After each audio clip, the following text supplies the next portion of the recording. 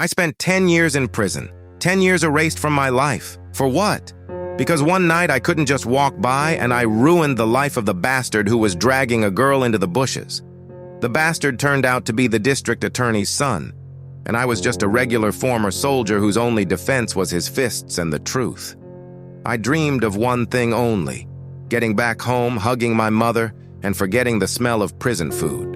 But I had no idea that hell was waiting for me at home, a hell that made prison look like a resort, because in there, the enemy wears a uniform or tattoos, but here, the enemy smiles to your face, calls himself your neighbor, and sharpens a knife behind your back.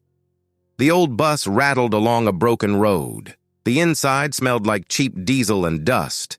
I sat in the back seat with my forehead pressed against the cold glass. Outside the window, gray fields beaten down by the November rain drifted by, along with bare trees and leaning utility poles. November, the bleakest time of year. There's no snow yet, and the warmth is already gone. The earth is black and heavy. The driver, a thick-set man with a red neck, kept glancing at me in the rearview mirror the whole way. He saw my worn military backpack, my short haircut, and my black pea coat with no insignia, but with that unmistakable mark of "from there." He knew exactly who he was driving, and he didn't like it. "Last stop, Pineville," he barked, slamming on the brakes. "I'm not going any farther. Road's too bad." I stood up. My legs were numb. For 10 years I had walked in formation, hands behind my back. The habit of moving freely was coming back hard. As I passed the driver, I laid a crumpled bill in his hand. "Thanks, old man." He didn't answer. He turned toward the side window instead. "Get out, don't dirty the air." I jumped down onto the shoulder. The boots they had given me when I was released immediately sank into the soupy clay. The bus coughed out black smoke and sped away. I was left alone. The silence hit me like a blow. After the constant hum of the barracks, the clang of bolts, and the guards' barking voices, this silence felt padded, unreal. The only sounds in it were the wind whistling through the wires and a dog barking somewhere far away. I took a deep breath. Rotting leaves, wood smoke, wet timber. The smell of home, the one I had dreamed about in solitary. I thought that smell would bring tears, but there were no tears. Everything inside me had burned out. All that was left was a dull, aching anxiety. The instinct, sharpened by years of survival, whispered, "Danger. You don't belong here." Pineville greeted me with gray fences. In 10 years, the town had aged and shriveled up. A lot of the houses stood with boarded-up windows, roofs caved in, yards overgrown with weeds. But the people who still lived here clung to their property with the ferocity of the doomed. I walked down the main road, trying not to look around, but my eyes kept catching details on their own. There was Aunt Nora's house. Flowers used to bloom there, and the air used to smell like pies. Now the fence had collapsed, and an old rusted car sat in the yard. A bunch of men stood outside the local store, maybe 5 of them, in jackets with cigarettes hanging from their lips. They were laughing loudly, but the second I got close, the laughter died. 5 pairs of eyes locked onto me. I recognized them. In the middle stood Pete Crosby, my age. When we were kids, we used to climb through other people's gardens together, run down to the river. I remembered him as a fast, freckled boy. Now standing in front of me was a heavy man with a gray, pickled face and a muddy, dead stare. "Hey, guys," I said, stopping. My voice came out hoarse. I wasn't used to talking much. The silence turned thick. Pete took a drag, blew smoke in my direction, and spat at my feet. "So you showed up. We thought you'd rotted away in there." "Still alive, as you can see. I'm on my way to my mother." "To your mother," another one repeated, a former foreman who now looked more like a drifter. "You don't have a mother, Victor, and you don't have a home either. You ruined life for all of us." I tensed. My hand closed around the strap of my backpack. What happened to my mother, Pete? Pete stepped forward, blocking the road. He reeked of cheap alcohol. She's alive, for now, but not for long, and it's all because of you, hero. 10 years ago, you decided to show off, and then all of us got dragged through inspections and searches. The sawmill got shut down for half a year.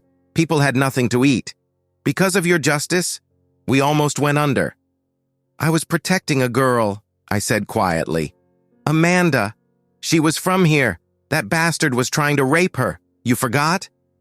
Your Amanda moved to the city a month later, got herself settled, got married, Pete snapped. And we were the ones left here to clean up the mess. Get out of here, Sarmond. You're marked. Trouble's gonna come again because of you. Move. I stepped forward, looking Pete straight at the bridge of his nose. An old military habit, the kind of stare that promises nothing good. Pete twitched, started to shove me, but something in my eyes stopped him. He backed off. The others parted. I walked through that line of hatred, feeling their eyes burning into my back. They burned worse than punches. Our house was about 300 yards away. My heart was pounding against my ribs. Please let her still be alive. Please let me not be too late.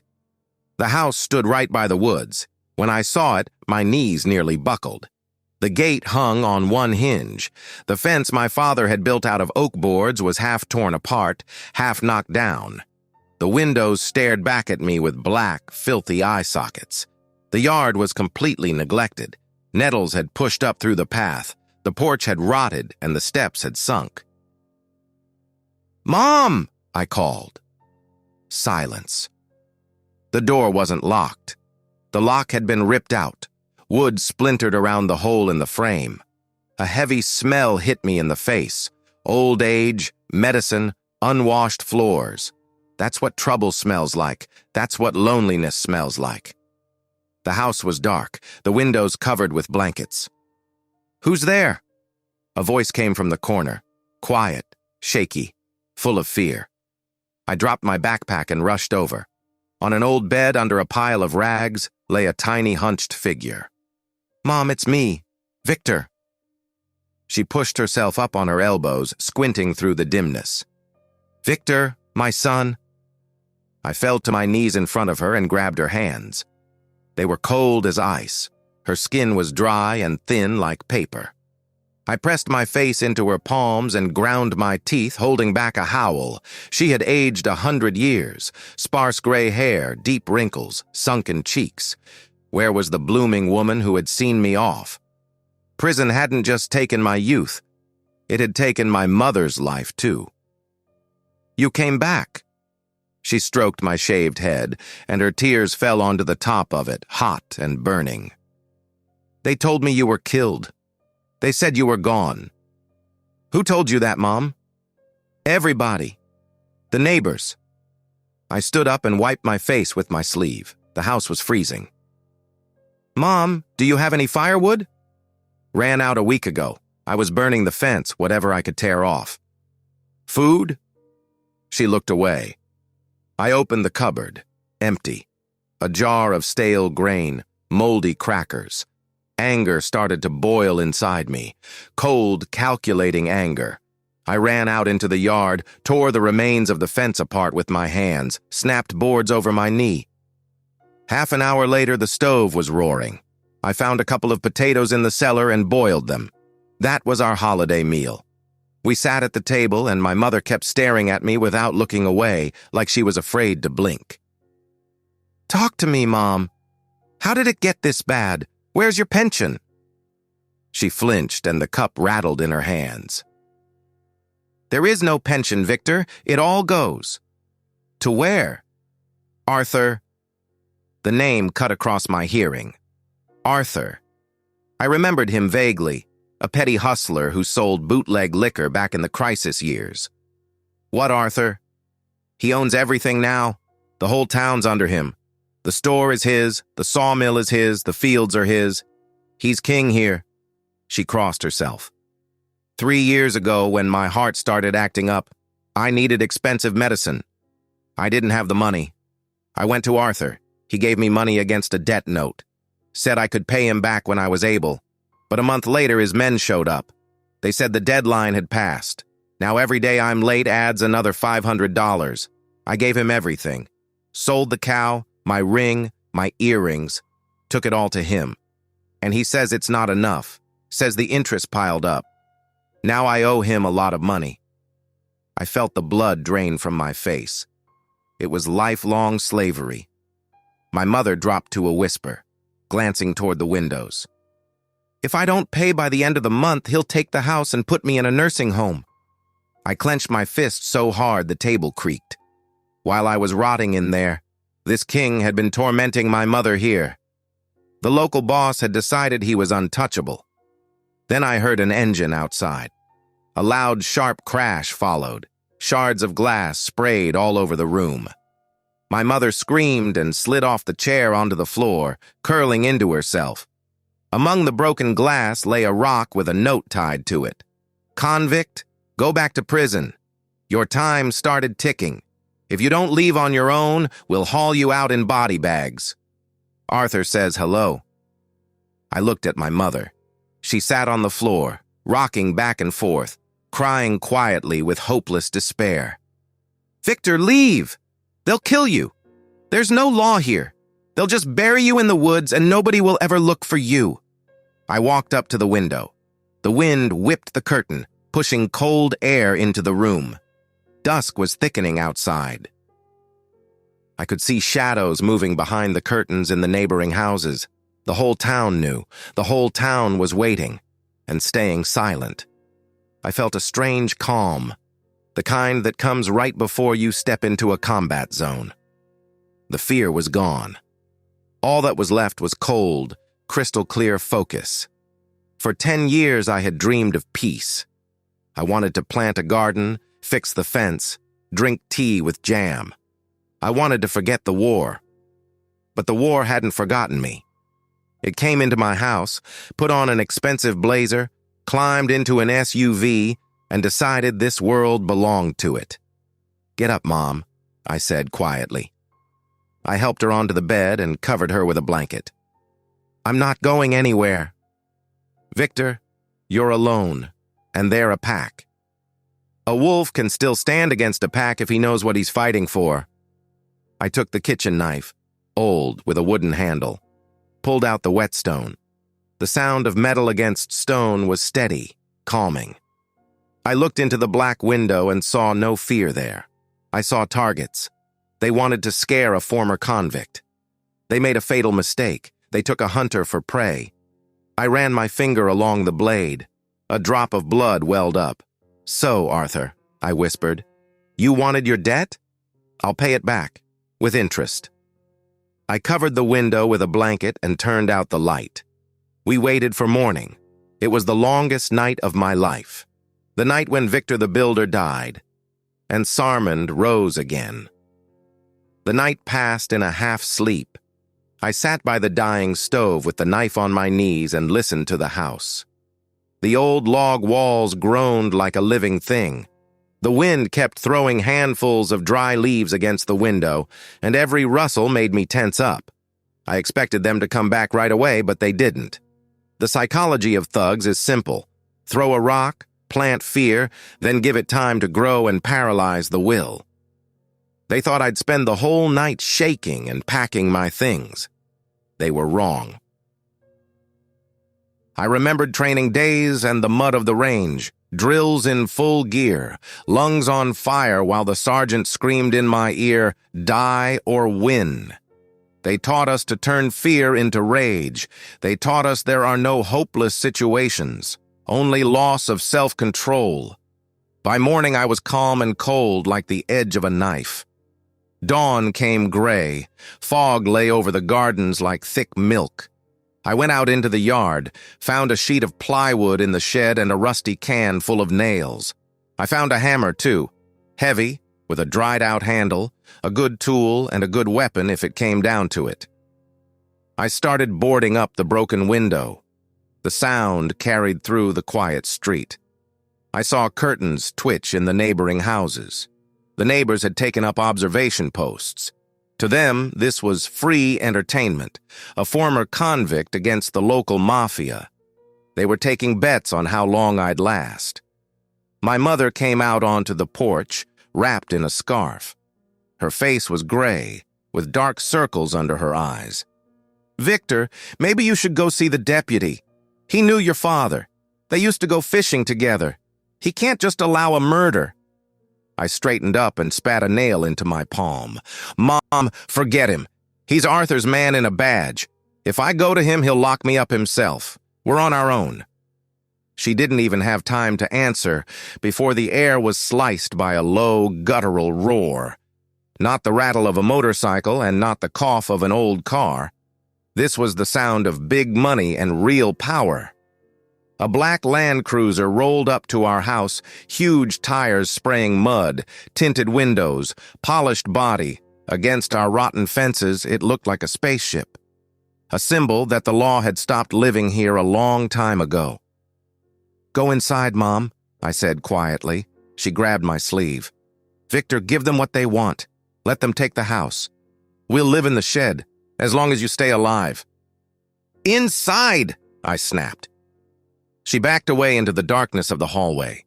Two men got out of the SUV. The first was about 6'3", well over 200 pounds, shaved head, leather jacket over a tracksuit, a gold chain around his neck. His face was dull and heavy, his nose broken. The second was skinny and twitchy, wearing a long black coat and shiny dress shoes, obviously not made for this weather. The bald one kicked the gate in. The rotten wood cracked, and the hinge flew off. The first humiliation, making it clear who was in charge here. They walked into the yard, stepping around the puddles with disgust. I stood on the porch with my arms crossed over my chest. "Well, hello there, homeowner," the skinny one shouted, grinning wide with rotten teeth. "Guests at your door, and where's the happiness?" I stayed silent, staring at the bridge of the bald man's nose. "What, you deaf?" the bald one spat. "The man asked you a question." "I didn't invite any guests," I answered calmly. That surprised them. They were expecting fear. "Didn't invite us," the skinny one mocked, stepping closer. "We come on our own. Arthur doesn't like waiting. Your time is up. Where's the money?" My mother looked out from the house. "Boys, I don't have the full amount. Victor just got back. We'll get it together. We'll pay in parts. Give us a week." "A week for what, old lady?" The bald one laughed. "You've had 3 years. Arthur said it like this: either all the money right now, or you sign the house and land over. Nice lot. Good place for sawmill expansion." "And where are we supposed to live?" my mother asked quietly. "There's an empty doghouse over there," the skinny one smirked. "Or go live in the woods. Your convict son isn't exactly new to living in filth." Then he looked at me. "What are you staring at, Drifter? Tell your mommy to bring the papers and then disappear." I caught his finger. Not hard, just locked it in place. "Take your hand off me," I said very quietly. The skinny one jerked, trying to yank his hand back, but I held on. Surprise flashed in his eyes. "What the hell is wrong with you? Leroy, take him out!" The bald one, I immediately named him Leroy in my head, had been waiting for that. His huge body blocked out the sky. "Let go of him, now!" he growled, and swung. Everything was decided in that second. A normal man would have thrown his arms up, folded in on himself. But I knew this: the first hit has to land. When a man throws everything into a punch and his opponent doesn't go down, fear hits him, confidence leaves him, and that's the beginning of his end. The punch was brutal, a heavy right hook like a sledgehammer. He was aiming for my jaw. I shifted my head just enough, took it glancing across the cheekbone, tightened my neck. Boom! My head exploded. My mouth instantly filled with the taste of salt. The blow threw me back against the wall of the house. My mother screamed. Leroy stood there rubbing his fist and grinning. "Oh, he's still standing. That's okay. He's about to drop." He stepped in to finish it. The skinny one was giggling. I spat a thick clot of blood at Leroy's feet and lifted my head. There was no man named Victor in my eyes anymore. There was only the cold emptiness of a sightline. Leroy swung again, this time with his leg, aiming for my groin. I slipped off the line of attack with a turn of my body. Time slowed down. I caught his leg in midair, left hand under the heel, right hand pressing down on the knee, one sharp, short movement, a lever, a crack. The sound was dry and loud like a branch snapping. Only louder. His knee bent the wrong way. Leroy's howl drowned out the sound of the engine. He crashed into the mud, clutching his knee. The skinny one froze. His smile slid off his face and turned into a mask of horror. 1 second ago, everything had been under control, and now his giant was rolling in the mud screaming. His hand darted inside his coat. I knew that move. In 2 jumps, I closed the distance. By the time his hand came back out with the weapon, a pistol, I was already there. Edge of the hand strike to the wrist. The pistol flew into a puddle. With the second movement, I slammed both palms against his ears. Pop. Eardrums can't handle that. A man loses his bearings, his balance goes haywire. The skinny one shrieked and grabbed his head. I didn't let him fall.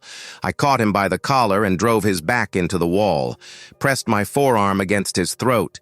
He was choking, blood running from his nose and ears.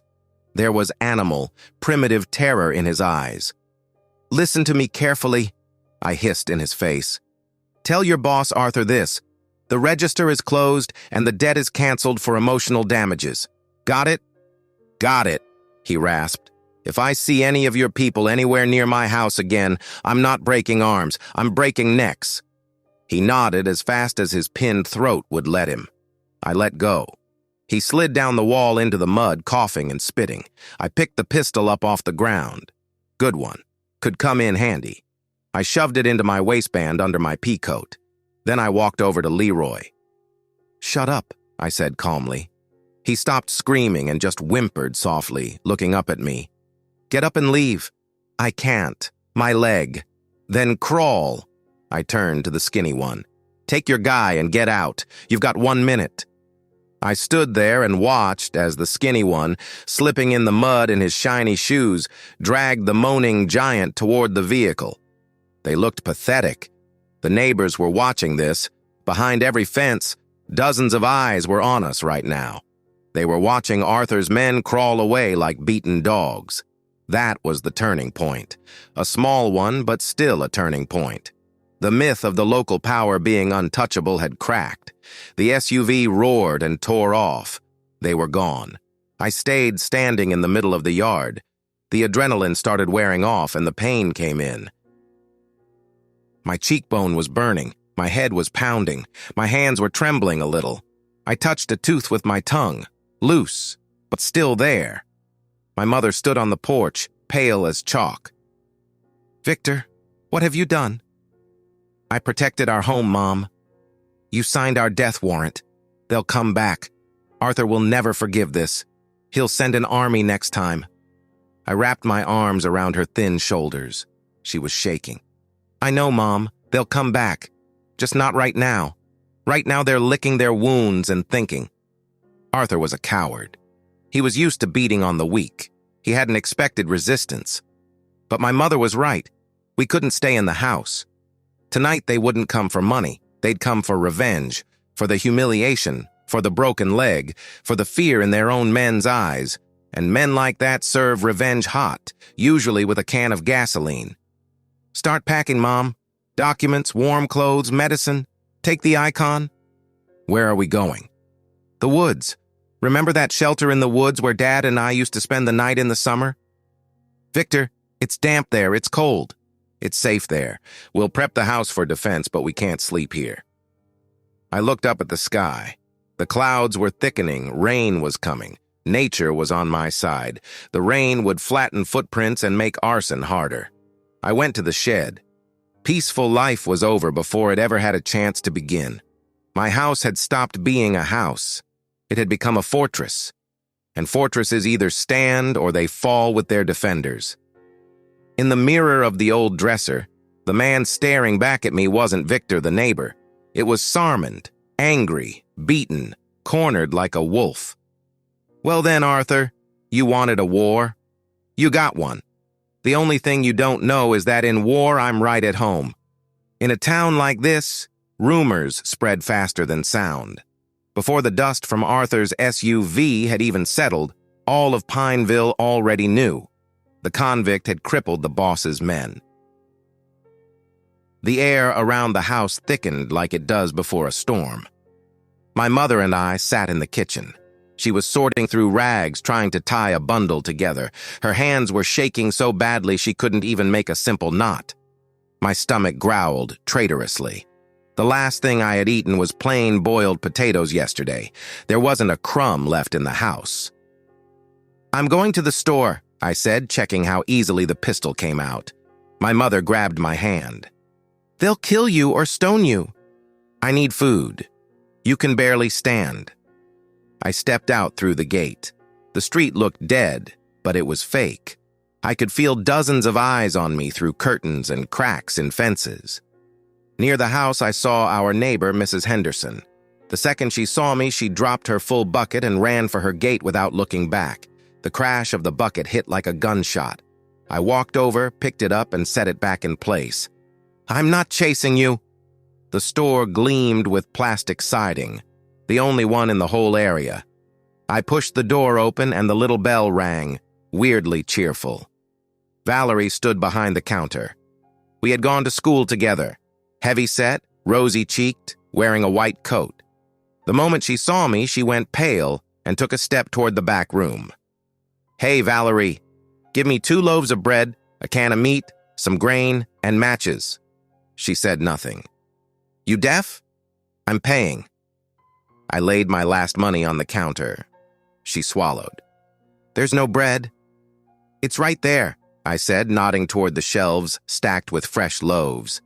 Suddenly, she leaned forward and whispered, angry and scared. "Your trouble, Victor. Your walking disaster. Arthur called half an hour ago. Said anyone who even says one word to you is his enemy. I have kids. My husband works at his sawmill. Please, just go." She grabbed my money and threw it back at me. The bills scattered across the dirty floor. I stood there staring at the money by my feet. That was the price of neighborly friendship. Fear that burns conscience all the way down to ash. I could have pushed it. I could have threatened her. But I'm not a looter. I bent down slowly, picked up the money, dusted it off. "Thank you, Valerie. I hope your kids never find out what hunger and betrayal feel like." At the door, I ran into Pete Crosby. The second he saw me, he flattened himself against the frame. "What about you, Pete? You going to tell me to leave too?" "You shouldn't have done this, Sarmond. You should have negotiated. Now we're all done because of you." "All of us?" I smirked. "No, Pete. So far it's just me. You'll all keep sitting quiet and finishing the scraps off the master's table." I came back home empty-handed. Hunger was clawing at my stomach, but anger fed me better than any porridge. My mother was waiting in the dark. "Victor, the power's out, and the water's gone." I flipped the switch. Nothing. Turned the faucet, the pipe coughed out rust and ran dry. Arthur was moving smart and dirty. Classic siege tactics. One call to the power company, one call to the water department, line issue. And that was it. Without electricity, we were blind. Without water, we were weak. But most of all, he wanted the neighbors turned against me. An hour later, people started gathering at our gate. First 3, then 10, women, men, old people. The sound of them was ugly. I stepped out onto the porch with a shovel handle in my hand. I kept the gun hidden so I wouldn't provoke anything. The first one forward was the local loudmouth, Mrs. Nora Banks. "What the hell do you think you're doing? I've got an incubator running. 300 eggs in there. They're all gonna die. Who's paying for my losses?" "There's no water. Can't even water the livestock," somebody else shouted from the crowd. "Arthur said as long as he stays here, the power stays off." There it was, a brilliant, filthy move. Make the neighbors hate me more than they hated him. Collective punishment. "People, I said, raising my hand. "Can't you see what's happening? Arthur cut your power to blackmail you, and you're coming after me. He's the one at fault, not me. He's using you." "None of your business," Nora shrieked. "He's the boss. He gives people work. You brought trouble here. Get out." A clump of mud flew at me, then a small rock hit my shoulder. I'll tell you honestly, in that moment, I was more scared than I had ever been in combat. In combat, the enemy is clear. Here, it was my own people, the ones I grew up with. Fear for their own property turns people into animals. Fast, easy, eagerly. The crowd started pressing against the broken fence. Then it parted. Puffing and wheezing, the deputy walked up, Sheriff's Deputy Harold Simmons. His uniform was wrinkled, his cap crooked, his face red. He smelled like alcohol. "All right, folks, quiet down. There won't be any lynching." He stepped into the yard and came up to the porch, but didn't climb the steps. "Victor, Arthur sent a message. You've got until sunset. If you don't come to the sawmill and confess, he won't be responsible for what happens next, to you or to your mother." "A confession," I said with a hard laugh. "Meaning I come kneel in front of him so he can have me killed in front of his people." "Victor, listen to an old fool. Leave, right now. We'll place your mother in a senior home. I'll make some calls. But you won't be allowed to live here. They'll burn the house down tonight." I looked at my watch. About 3 hours till sunset. "Thanks for the advice. Tell Arthur I'll come, but not with a confession, not to the sawmill, and not on my knees." "What are you planning? They'll kill you." "Go!" I barked so hard he stumbled backing toward the gate. The crowd broke apart. When they saw my face, their courage shrank. They sensed there would be blood. And they hurried back into their houses so later they could tell investigators. We didn't see anything. I went back inside. Dark. Quiet. My mother sat by the cooling stove, clutching the icon. "Victor, what did they want?" "Nothing, Mom. We talked. They said rain was coming." I was lying. But the truth wouldn't help her now. "Mom, we're going to eat in a minute. I found a jar of jam in the cellar, and then you're going to the bathhouse. The walls are thicker there, and it's farther from the gate. You'll lock yourself in and stay quiet no matter what happens out in the yard. Promise me." She looked at me with faded eyes full of tears. "They're coming to kill us, aren't they?" "Yes, but I'll be here to meet them." I started getting ready. I set up a workshop on the kitchen table. An old gas can, about 3 quarts. Oil, solvent, glass bottles. Gas mixed half and half with oil, so it would stick better and burn longer. Wicks made from an old bed sheet. 3 bottles, 3 chances to stop a jeep or a crowd. Then I went to the shed. In the far corner under a pile of junk lay a trap. Rusty, a bear trap. My father used to hunt big game. I greased the mechanism with used motor oil. The springs were tight, deadly. I set it with my full weight. Click, the catch locked into place. Carefully, I carried it into the yard and set it under the bedroom window where the ground had been pressed down by the nighttime visitor. I covered it with dirt and leaves. Now it was invisible. Then I stretched fishing line around the perimeter and tied empty cans to it with nails inside. In the dark, they wouldn't see it, but the second they snagged it, the racket would wake the dead. The sun was going down. The town was sinking into darkness. The power still hadn't come back on. The windows in the neighboring houses were dark. People were afraid to light candles. Pineville was dead. Only my house remained. A lone cliff in the middle of a black ocean. I put on my old military beret. Faded, but to me it was a symbol. The real night was beginning, a symbol that I was not a convict, not an outcast. I was a soldier defending my homeland, and right now my homeland was this rotten fence and my mother hiding in the bathhouse. The trophy pistol was in my pocket.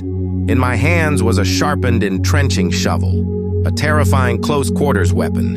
In a tight hallway, it's better than a pistol. "Come on then, Arthur," I whispered into the darkness. "Come here.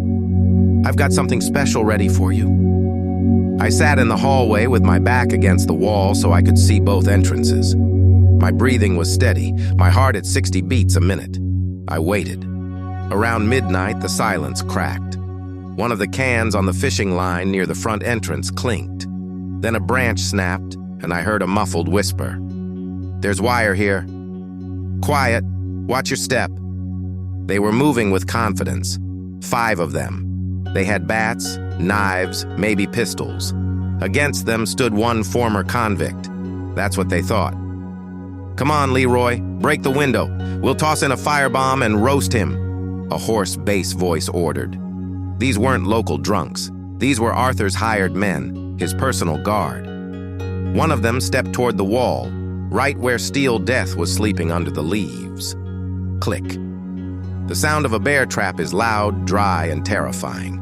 1 second of silence. The brain doesn't register pain right away, and then the night split open with a scream. The man rolled on the ground in hysterics.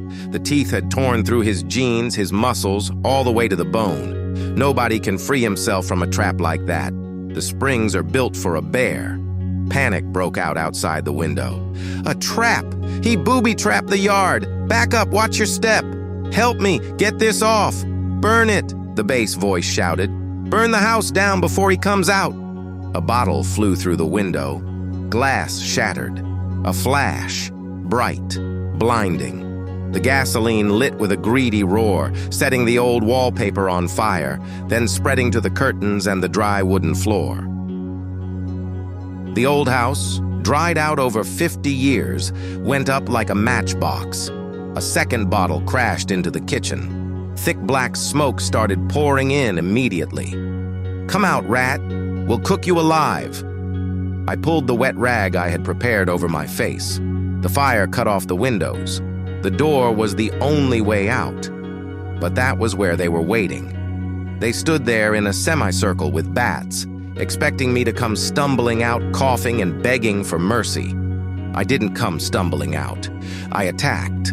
I stood to the side of the door, pressed flat against the wall. A kick slammed into it from outside. The flimsy latch flew off with a chunk of the frame. A silhouette filled the doorway, huge, in a leather jacket, holding a baseball bat. He stepped inside, squinting in the light of the fire. "Where are you, you freak?" He didn't see me. I was shadow inside shadow. I stepped forward and struck. The sharpened edge of the shovel slammed into his right shoulder, straight into the muscle holding the bat. Crack. The bat dropped. My second strike came flat across his helmet. They were wearing helmets. They had come prepared. The ring was like hitting a gong. The thug went limp and dropped at my feet like a sack. One down. I burst onto the porch. The yard was bright as daylight. My house was burning like a torch. 3 of them were left. They weren't expecting an attack. They were expecting a victim, and instead a demon came flying at them, covered in soot, face twisted, bloody shovel in hand. "Take him down!" the skinny one by the car screamed. 2 of them rushed me, one with a chain, the other with a knife. I yanked out the pistol. Bang, bang, 2 point-blank shots. The first bullet hit one man in the solar plexus. He folded in half and dropped to his knees.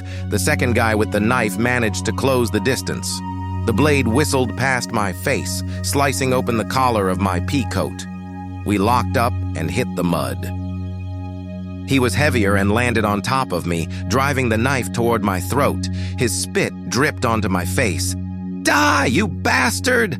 I held his arm back with the last of my strength. My muscles felt like they were tearing apart. The roof started popping, pieces exploding off it. I remembered what my instructor used to say. If the enemy is stronger, use your teeth, your fingers, whatever you've got. There are no rules.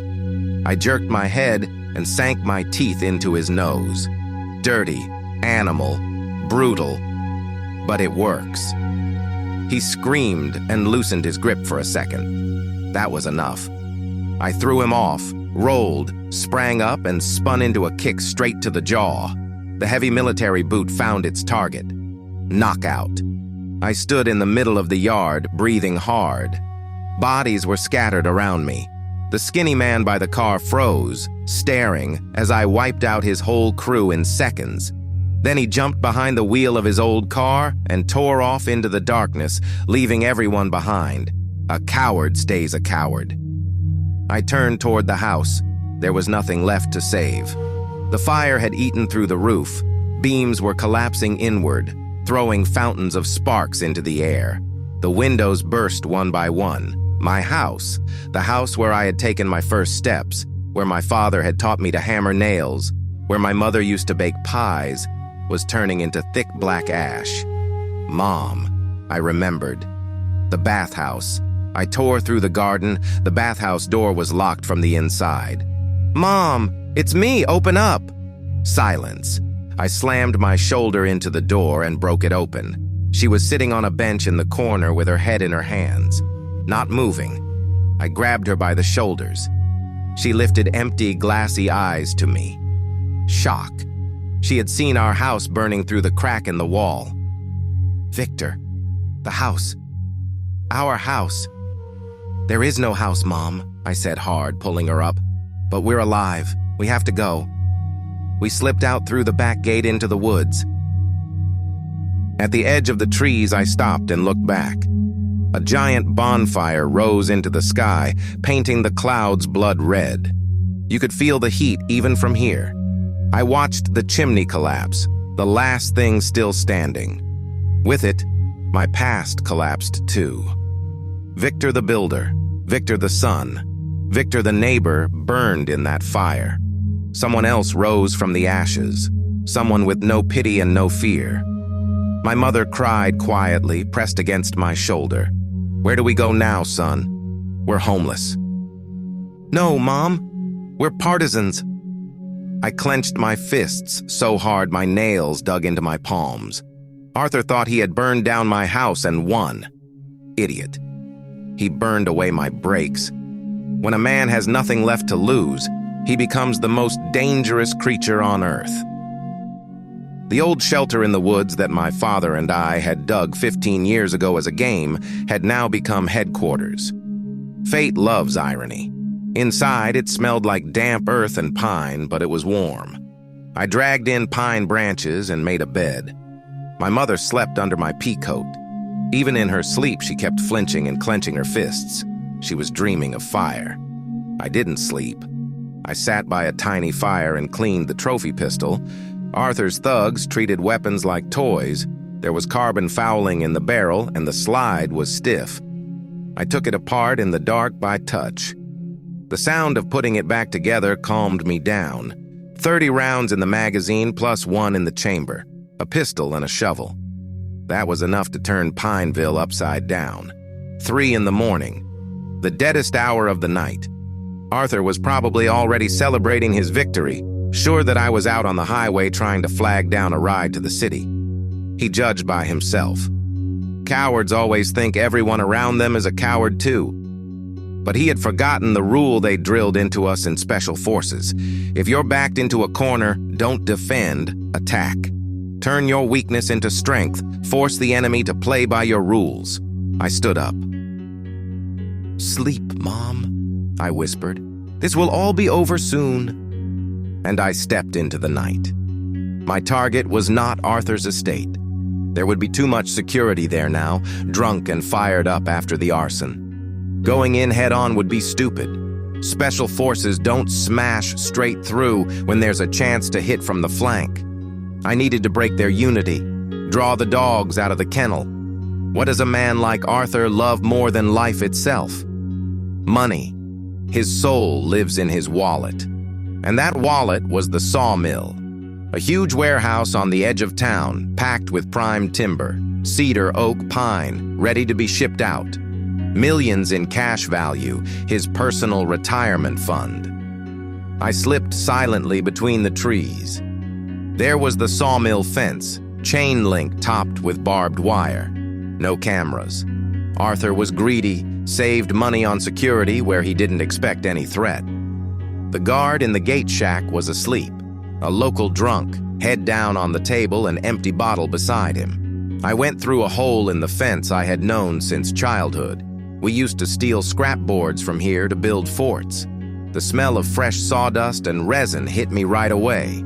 This place smelled like money and like the labor of my own townspeople, the ones Arthur paid pennies. I poured the rest of the fuel mixture over stacks of dry boards. Then I slipped over to the garages. 2 cargo vans, a tractor, a forklift, the heart of the business. The hoods weren't locked. I pulled out the knife. 4 tires on the first van went flat. Then I opened the gas tanks and dumped in the sugar I had brought from the house. Sugar in a hot engine turns to caramel and locks the pistons solid. Those vehicles would never run again. A full overhaul would cost more than buying new ones. I struck a match. For my house, Arthur. For my mother's tears. I tossed it onto the soaked sawdust. The fire caught lazily at first, then felt the pull of the wind and shot upward with a joyful roar. I was already running for the woods. 10 minutes later, the sky over the edge of Pineville turned crimson. A siren started wailing. Chaos erupted in town. Dogs barked everywhere. I lay in a ditch 100 yards from Arthur's estate and watched. The plan worked perfectly. The gates flew open, and 2 SUVs and a van tore out with a roar. The whole personal guard rushed off to save the boss's property. The yard was left empty. The gate stayed half open. In their rush, they had forgotten to close it. That left 2, maybe 3 people in the house. Arthur's house wasn't just a house. It was a palace in the middle of ruin. A 10-foot brick wall, surveillance cameras, wrought iron gates with gold lions, floor-to-ceiling windows, marble steps, a feast during a plague. I circled the perimeter. The cameras covered the road and the front gate. The blind spot was on the garden side, where an old oak hung over the wall. I pulled myself up on a branch, swung over, and landed softly on the perfectly trimmed lawn. Far off, I could still hear sirens and the roar of the fire. Inside the dog run, 2 huge white dogs lifted their heads and sniffed the air. They had caught the scent of a stranger. Their mouths opened. If they barked, the plan was finished. I pulled sausage out of my pocket. Inside each piece were sleeping pills from my mother's medicine cabinet, a horse dose. I whistled softly. The dogs turned their heads. I tossed the sausage through the bars. Instinct beats training. They swallowed it instantly. Enjoy your meal, boys. It's not your fault your owner is a piece of trash. 5 minutes later, they were down. Chemistry had done its job. I moved toward the house. I found the service entrance and went to work with the knife, a skill taught to me by an old burglar I had shared a cell with for 2 years. A lock needs finesse, not force, he used to say. The door gave quietly.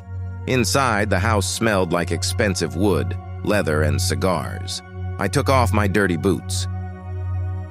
From there on, I moved in socks, silent. Down the hallways, step by step. The soft Persian rugs swallowed every sound. On the walls hung portraits of Arthur, Arthur shaking hands with the mayor, Arthur with one boot on a dead deer, Arthur lighting a candle in church with a pious look on his face. Hypocrisy soaked these walls. In the big living room, the lights were on and a huge TV was playing. A guard sat on the leather couch, a young guy in camo, green as they come, nodding off with a pistol in his lap. Kill him? No, he was just a pawn. I came up behind him, sleeper hold, cut off the blood to the brain. 5 seconds, and he went limp. I lowered him carefully to the floor, checked his pulse. There, alive, just out cold for an hour or so. I took his radio and pulled the batteries, took his pistol too. Now I had 2. Voices were coming from the side wing, the billiards room, the sauna, the crack of balls, drunken laughter. Well then, here's to success, Arthur's loud, confident voice rang out. No more problem. That Roach Motel burned down with the roaches inside, and that hero of ours is probably already running in the next state over, crapping his pants. To you, Arthur, a second voice chimed in, nasty and oily. I recognized it. The skinny one. The same one I had spared that morning, the one who had brought the enforcers and then ran, leaving his own men behind. And now he was sitting here, drinking cognac, celebrating. "Anybody who comes at me turns to ash," Arthur bragged. "Tomorrow I'm sending in bulldozers, we'll level the whole place. The old woman goes to a nursing home, and the land becomes storage space. Good location." I stood by the heavy oak door and listened. Every word was another nail hammered into the coffin lid. I shifted one pistol into my left hand like a club and kept the other in my right. My heart was beating evenly, 50 beats a minute. Combat trance. Emotions switched off. Nothing left but cold calculation. I didn't knock. One kick, the heavy door flew open, knocking a painting off its hook. A huge billiard table with green felt, cold cuts spread out on it, bottles of expensive cognac, fruit. Arthur, in a white terry cloth robe, a glass in his hand, red-faced and steamed up from the sauna, a cigar clenched in his teeth. The skinny one was aiming a shot with a pool cue, a bandage across his nose. My gift. A guard by the wall was messing around on his phone. Time froze. I stood in the doorway, black with soot, in a burned pea coat, one pistol in my hand and another tucked behind me. I smelled like smoke, forest, and death. The ghost of their conscience had come to collect the debt. The guard reacted first. His hand went for his holster. "Don't move." My voice filled the whole room. The guard saw the barrel pointed straight at his forehead. He saw my eyes, and he understood. I would shoot. "Easy, I'm done," he said, slowly raising his hands. "Face the wall, on your knees, hands behind your head." A professional, he understood the game was over and obeyed without a word. The skinny one dropped the pool cue with a clatter and slid under the billiard table. "Don't kill me, Victor, they made me do it." Arthur slowly lowered his glass. Cognac spilled over the edge, spreading into a dark stain across the green felt.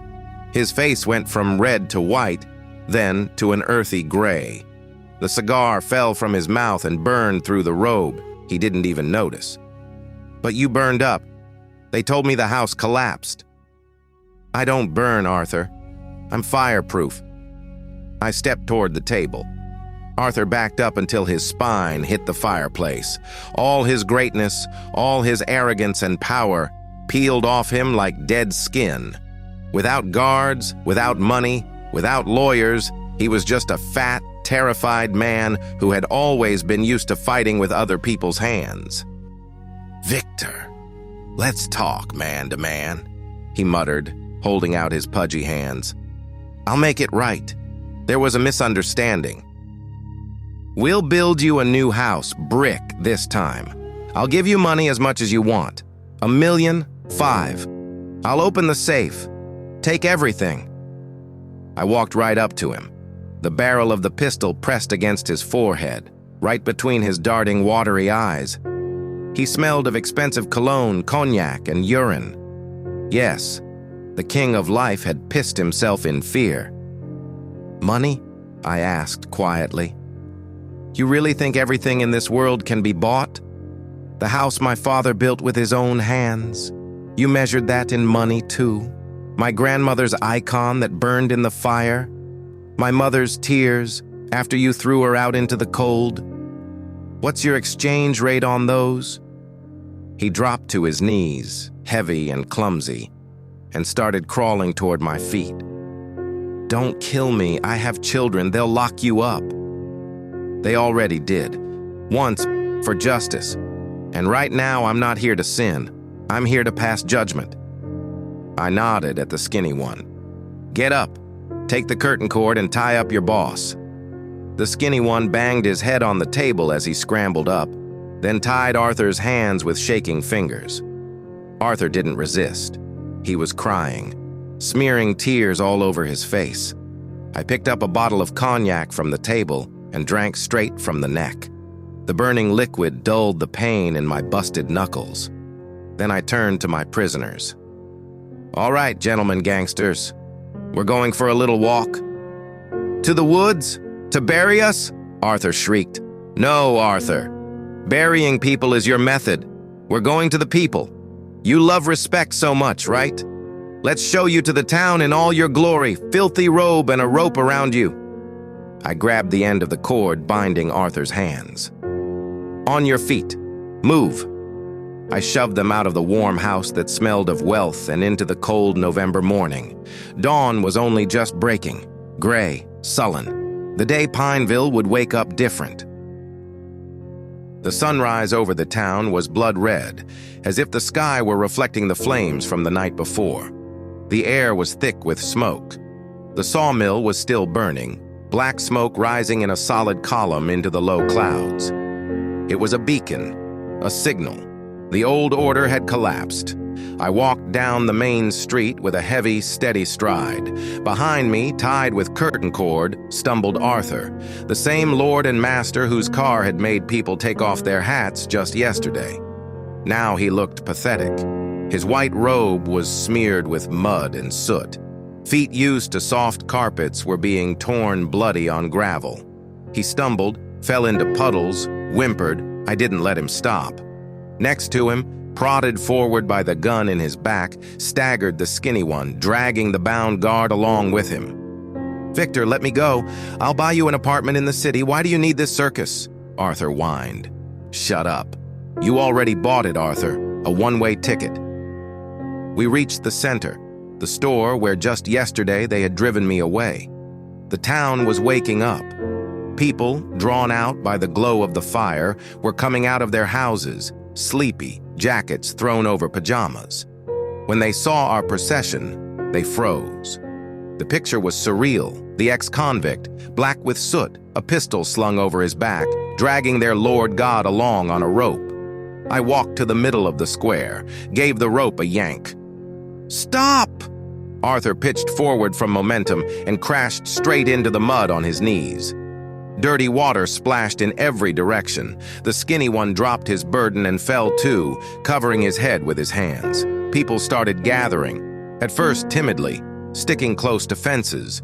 Then, seeing the master lying face first in the mud and not biting anyone, they got bolder. Valerie from the store, Pete Crosby, Mrs. Nora Banks, the sawmill workers running in from the fire. The silence was so deep you could hear a crow cawing in a tree. I took the pistol off my shoulder, not to shoot, but so they would see. The power had changed hands. "Look!" My voice was wrecked, but it carried over the square. "There he is, the one you feared more than death, the one you bowed to while he robbed you. Look at him!" Arthur lifted his head. Mud was running down his face, mixed with tears.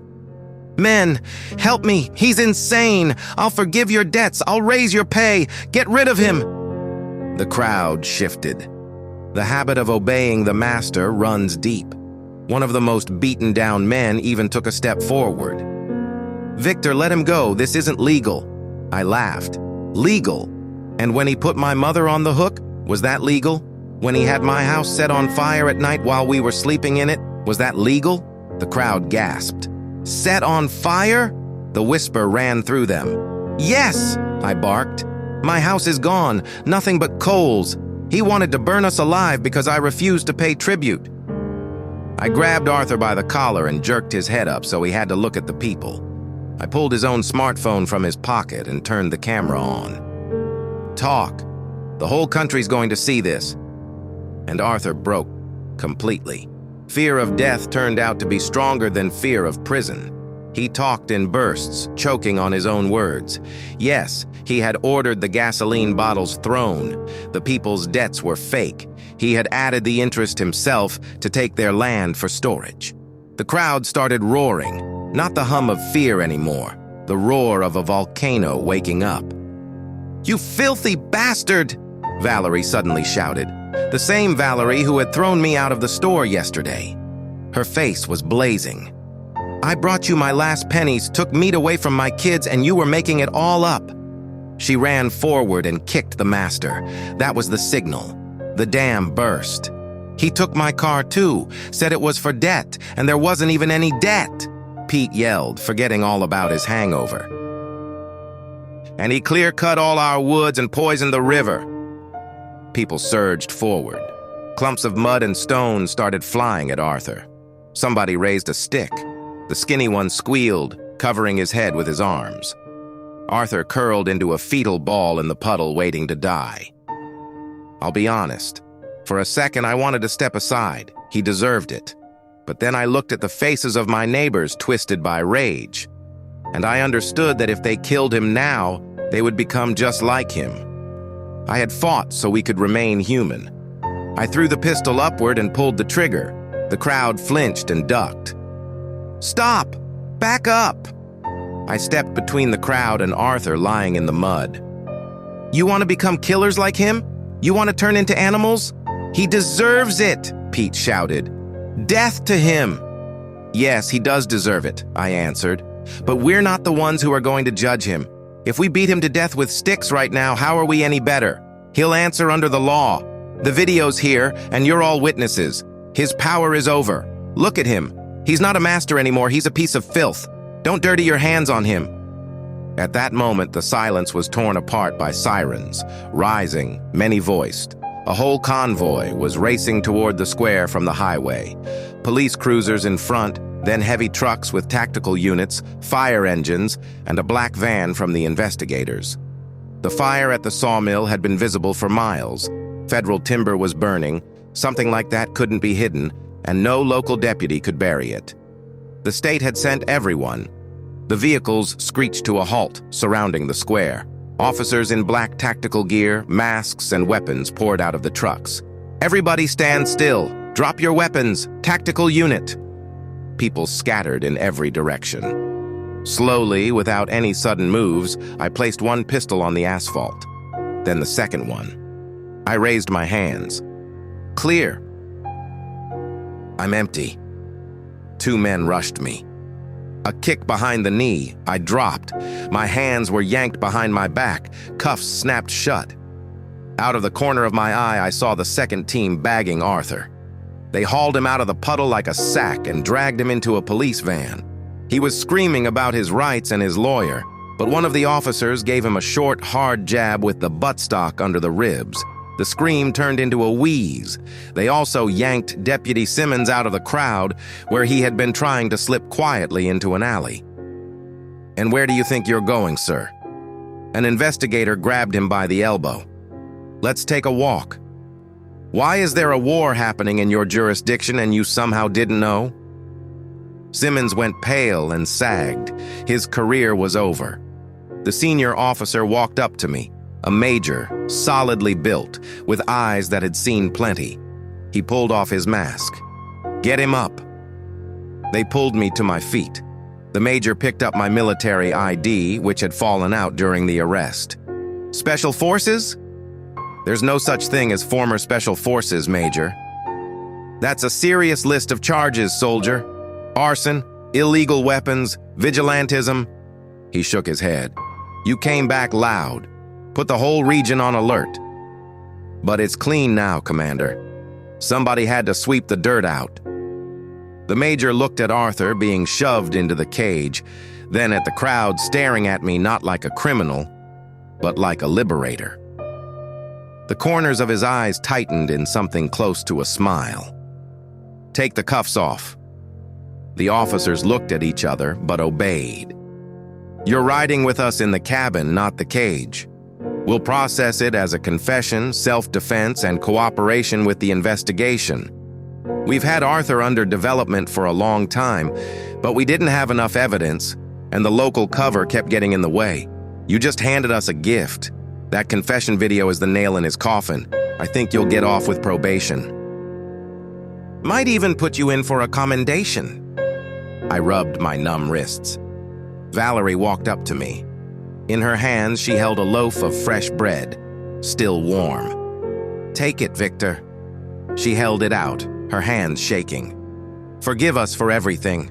We didn't do it out of evil. We did it out of fear."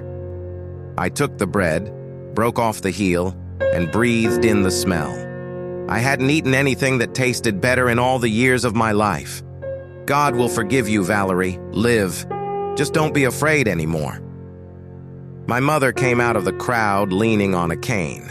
She had spent the night in the woods, but she stood straight and proud, like a soldier's mother. I walked over and embraced her. She smelled like smoke and pine needles. "Well, that's it, Mom. The war is over." "And the house?" she asked quietly, looking toward the ashes. "We'll build a new one, stronger." I nodded toward Pete and the other men. They all nodded too, hiding their eyes. "Nobody's going to stop us now." I got into the investigator's vehicle. The door slammed shut. I looked out the window. The sun had finally broken through the smoke. Its light hit the domes of the old church, the rooftops, the faces of the people. Pineville was truly waking up. 6 months later, the snow had melted, exposing the black earth. On the site of the ashes, work was in full swing. The frame of the new house was already up under a roof. It smelled like fresh wood shavings. Everybody was helping together. Pete had quit drinking and was now running a crew. The sawmill was back in operation, but this time, people were being paid honestly. A new manager had come in from the city. Arthur got 15 years. Deputy Simmons got 7 for corruption. I was cleared. The jury found that my actions were taken under extreme necessity, and I got 2 years probation for weapons possession. I'm sitting on the porch of the new house, peeling potatoes. My mother is next to me, sorting vegetables and smiling, for the first time in years, just because. I look at my hands. They remember a pistol. They remember a knife. But right now, they're holding a potato knife. People say one man can't do it alone. That's a lie. If you know what you're fighting for, you're already an army. They thought power was in money, connections, fear. They forgot the main thing. Power is in the truth. Whoever has the truth is stronger, and nobody is taking that truth away from us. That's where Victor's story ends. He proved that even one man can break a system if he has steel inside him. But let's be honest, a lot of us in that situation would have stayed quiet, looked away, endured it, because our own skin matters more. So I want to ask you one last question. Would you have been able to stand in front of that crowd and stop the lynching the way Victor did? Or would you have let the anger run its course? If this story hit home, give it a like for justice and subscribe to the channel. We tell stories about real people here.